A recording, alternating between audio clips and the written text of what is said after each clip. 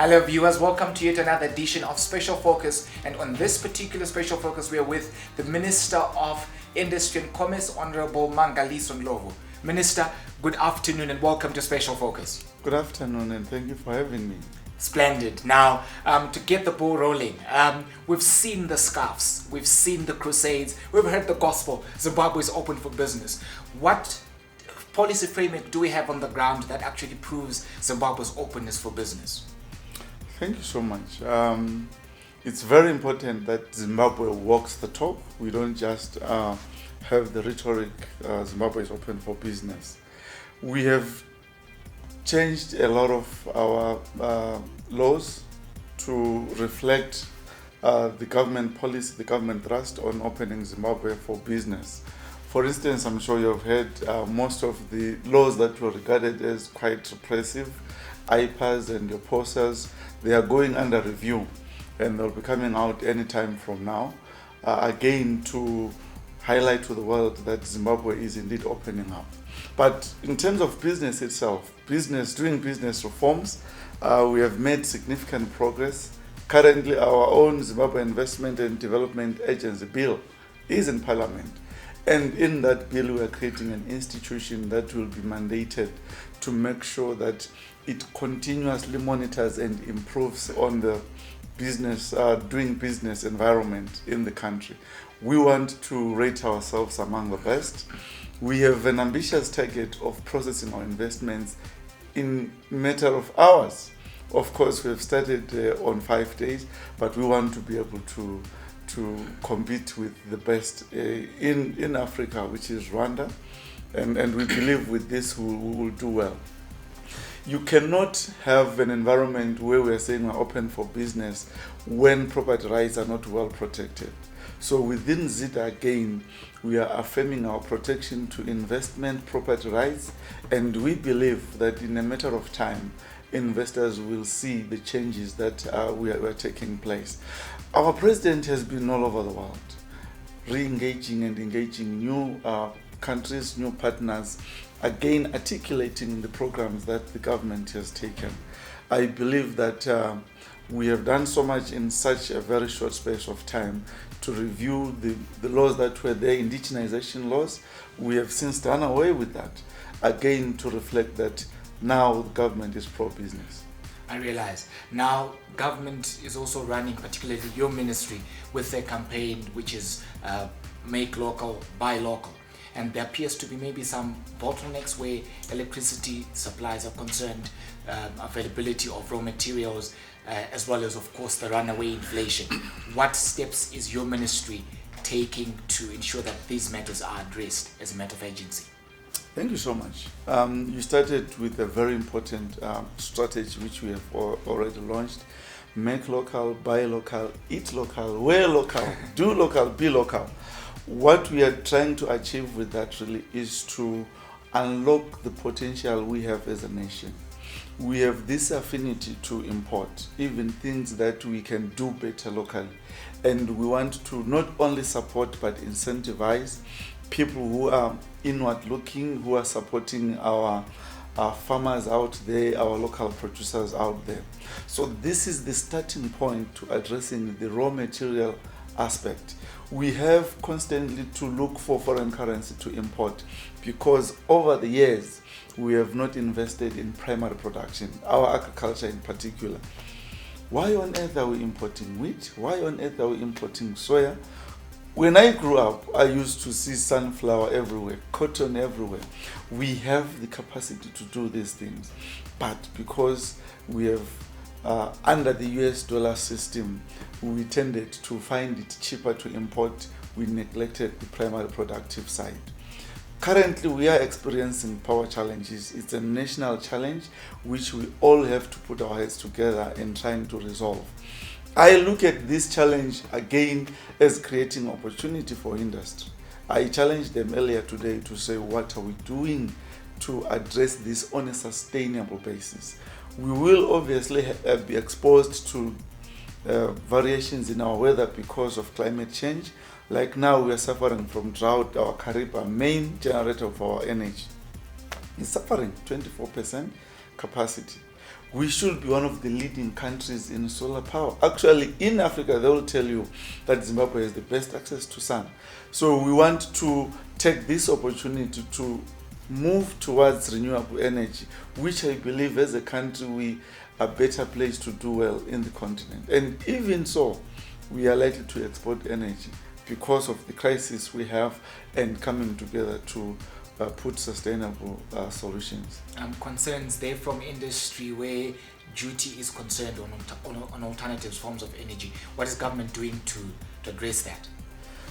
We are a listening government. The president has always said that. He said any minister who closes his door to views from outside risks losing his job. So I will protect my job. We are a listening government.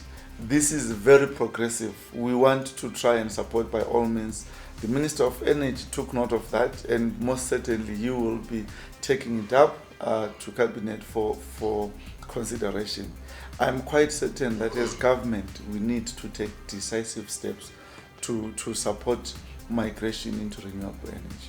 Now on to some stats where the manufacturing sector industry is concerned. You had projected a growth of 2.5% in 2019, which you just downwardly revised to 1%, meanwhile maintaining a 2% growth per annum over the next 5 years. Would you want to explain and perhaps shed more light where that is concerned and how perhaps you intend to make those figures balance? All right, thank you for that. We came up with our projections for the 5 years late last year, where we still had projected 2.5%. But even then, indications were quite clear that we were going to have drought. So we had to be a bit conservative, which is why I said, let's have a uniform 2%, which I believe we will outdo by all means. But we needed something more realistic, something achievable, because every second quarter, every half year, we will be reviewing performance, and we want to take stock of what will have transpired and then make appropriate amendments wherever it's necessary. So this year, we have projected 1% because of the effects of drought, effects of Cyclone Idai, and also looking at the challenges we are facing throughout the currency reform process. But I believe that we still stand a good chance of reaching close to 1.5% this year. And thereafter, we should even surpass 2%. 1 year, yes, this year our 2% is less likely we will reach. I don't believe we'll get to 2%. But my focus is that in 2020, we will surpass that. Overall, in our 5-year target, we are likely to surpass the 2% annual growth that we have set out. I realize. Now let's talk about the state-owned enterprises. There's been much talk by government in terms of the privatization of such entities. What progress has been made to this point? Any success stories? If not, what challenges could we be talking about at this point, and as well as the plans towards circumventing them or addressing them? There is significant progress made. I think we have reformed our public sector, public-owned entities at a faster rate than any other country that I can think of. It's not a one-day thing. It takes time. You have to solicit for suitors. It has to go through tender. And also you have to make sure that the balance sheet for these companies are attractive enough to get the best possible investors that you can have. So in most of these companies, it's partial privatization, where we are looking as government to remain a significant minority shareholder, targeting around about 26% shareholding. There is a lot of negotiation there in terms of what the company is worth and all that. So that tends to take some time. But interestingly so, we have a number of investors who are willing to partner government as we privatize. Certainly within Ministry of Industry we have IDC, and under IDC there are a number of companies that we are privatizing. Complex, which has a number of subsidiaries there. There is good progress being made in unbundling the subsidiaries, and already we have a number of companies that have shown interest. It is going through the normal processes of adjudication by the procurement board. We also have Wheelerville Motor Industries. Again, there is some traction there. I'm told we are likely to have the selection process done by end of August. I'm here to get the latest update on that. But all these companies are at various levels of being privatized, and certainly I expect these companies to start performing a lot better from next year onwards. Okay, now one of the key institutions, Cisco Steel, what are the prospects in terms of reviving and revitalizing that institution? Oh yeah, Cisco Steel, it's one major company that remains holding the potential of this country back. We need Cisco Steel back. We have made progress in reviving parts of Cisco Steel, Zimcoke, which are the coke oven batteries, which are used to produce coke. Those ones, we have a company that has been contracted, that is already settled on site, and we expect them, from their projections, to be in full production by February to March next year. For now, they will be rehabilitating the coke oven batteries, setting up the requisite infrastructure, but it's a huge investment worth more than 200 million that they'll be putting in there. We continue to fine-tune the agreement that we have with the investor that was identified at Cisco Steel. There were issues that needed to be rectified, but we are determined to get Cisco Steel back to production. The whole Redcliffe area is waiting for Cisco Steel and the country at large. Another challenge that we have with Cisco Steel is that it remains under sanctions. Therefore, it creates numerous problems when you're trying to either identify potential investors or to get funding into the operations of Cisco Steel. But we are looking at options around it, and I'm quite satisfied with the progress we have made so far. Not as fast as I would have loved, but we are making good progress all the same. Fair enough. Now let's talk about the African Continental Free Trade Area that was recently ratified. Zimbabwe is a part of that. What sectors are we looking to engage in as a nation that we think could create value and push Zimbabwe forward? It will be difficult for me to preempt that now. It's a dialogue we have to have with the private sector to look at our capabilities, our core competencies, competitive advantage, and we say, if we are to focus on these for the African continent, do we stand a chance in terms of competition? But there are some that traditionally we have always had a competitive advantage.